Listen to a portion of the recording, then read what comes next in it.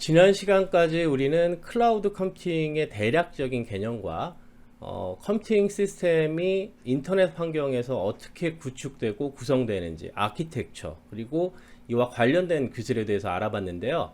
자, 이번 시간부터는 클라우드 컴퓨팅과 관련된 직접적인 기술에 대해서 살펴보도록 하겠습니다. 자, 우리가 제일 먼저 알아둬야 될 게 데디케이티드 서버라는 개념입니다. 데디케이티드 서버라는 개념은 제가 서버를 한 대 사서 제가 이 서버에 웹서버나 앱을 포팅해서 비즈니스를 하는 방식이죠. 자, 한 명이 물리적인 서버 한 대를 구입해서 서비스를 하는 방식. 자, 이때의 단점은 초기 도입 비용이 매우 크다라는 거죠.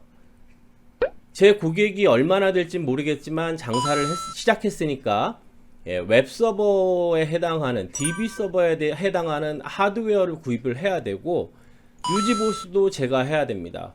패치도 올려야 되고, 메모리나 하드디스크가 부족하다 그러면 더 추가를 해야겠죠. 그리고 자, 보안적인 측면이 있는데요. 여기서 말하는 시큐리티라는 거는 물리적인 보안, 시스템에 대한 보안 둘 다 해당됩니다. 자, 시큐리티가 높다라는 의미는, 자, 이 서버를 누군가 도둑이 와서 훔쳐갈 수도 있는 거고, 바이러스가 걸리거나 디도스 공격 같은 해커가 공격을 해서 이 서비스를 못하게 할 수도 있는 거죠. 자, 이런 환경을 우리가 데디케이티드 서버라고 하고요. 자, 두 번째는 이 비즈니스 하던 이 비즈니스가 장사가 잘 안 됐어요. 그래서 다른 걸 해볼까 해서 비즈니스, 즉 웹사이트를 늘리는 겁니다. 자, 한 명이서 물리적인 서버에 가상화라는 기술을 이용해서 다양한 웹서버나 다양한 웹사이트를 올릴 수가 있는데, 그러면 데디케이트 서버에 웹서버 4개 올릴 수 있죠. 자, 여기서 말하는 버추얼 프라이빗 서버라는, 보통 VPS라고 합니다. VPS의 개념은 요 물리적인 서버에 우리가 하이퍼바이저라는 기술을 적용하는 겁니다. 하이퍼바이저라는 거는 물리적인 서버 위에 얇은 막을 깔고 그 위에 VM, 우리가 뒤에서 이제 계속 설명드릴 거예요. 버추얼 머신이죠. VM을 올려서 그 위에 게스트 OS를 다시 설치를 할 수가 있습니다.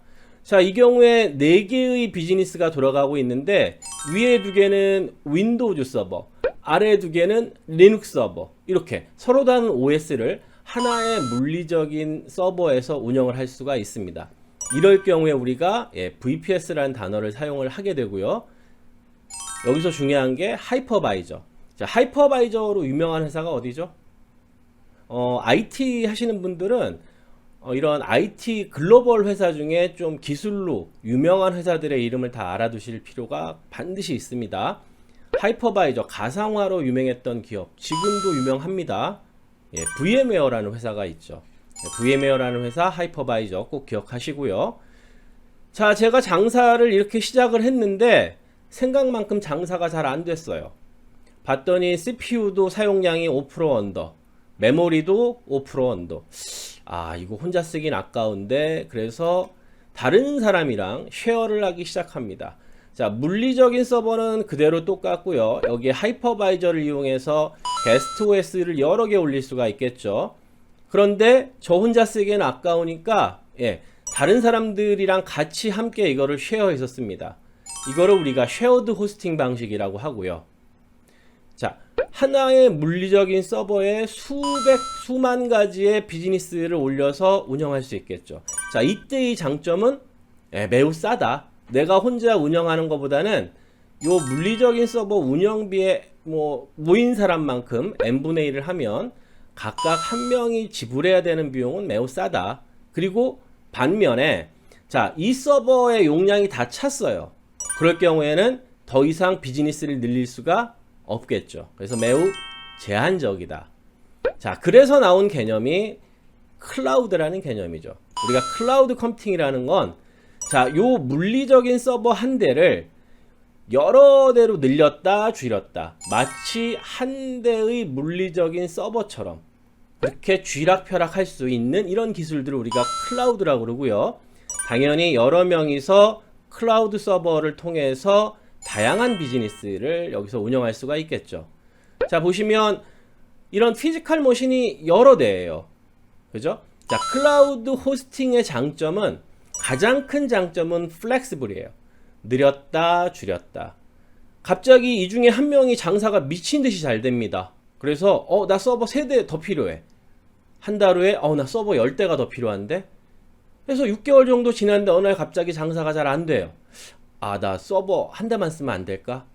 물리적인 서버에서는 물리적으로 서버를 늘렸다, 물리적으로 서버를 뺐다, 이런 방식인데, 클라우드 환경에서는 느렸다, 줄였다가 가능합니다. 자, 뒤에서 요거랑 관련된 단어들이 설명이 되는데요.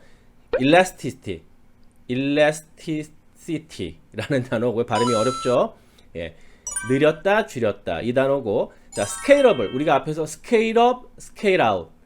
온프레미스 환경에서는 두 가지밖에 없었어요. Scale Out, 웹사이트 같은 L4 스위치에서 데이터가 들어있지 않은 이런 하드웨어들은 우리가 Scale Out이라는 방식을 썼고, 데이터베이스 서버 같은 방식은 Scale Up 방식을 쓴다고 그랬습니다. 이 부분은 뒤에서 다시 좀 설명을 드릴게요.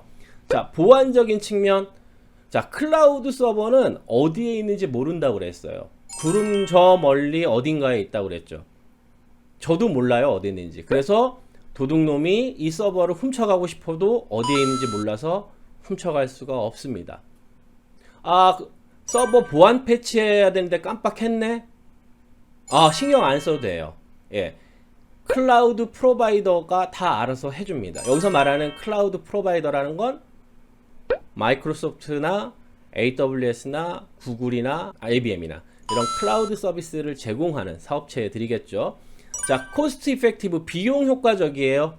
아까 여기서 이미 쉐어드 호스팅에서 데디케이티드 서버나 VPS 방식보다는 훨씬 비용 효과적이라고 했는데, 이것도 이제 규모의 경제가 적용하는 거죠. 제가 서버 한 대를 놓고 돌렸을 때 전기세나 임대료나 기타 등등 이런 거를 비용을 뽑았을 때 여러 대, 많으면 많을수록 이런 운영 비용 같은 게 줄어들게 되죠.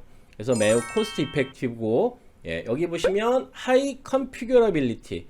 자, 컨피규라는 건 여러분이 PC 샀을 때 IP 주소 세팅하고 컴퓨터 이름 세팅하고 이런 것들이 컨피규레이션과 관련된 작업들이에요. 근데 이런 것들을 여러분이 윈도우즈 10 설치할 때만 해도 뭐 하나 입력하시고 클릭 굉장히 많은 과정을 거치시는데, 클라우드 컴퓨팅에서는 여러분들이 작업하기 편하게 한 화면에 다 이것들을 담아 놨어요. 그래서 우리가 다음하고 설치하고 한참 기다려야 되는 것들을 이런 메타데이터 정보를 한 곳에 모아놔서 쭉 입력하시고 생성하면은 새로운 클라우드 컴퓨팅, 여러분이 원하는 VM이나 파스나 사스가 생성되게 됩니다. 자, 이 부분도 뒤에서 예제로 데모로 한번 같이 살펴보도록 하겠습니다.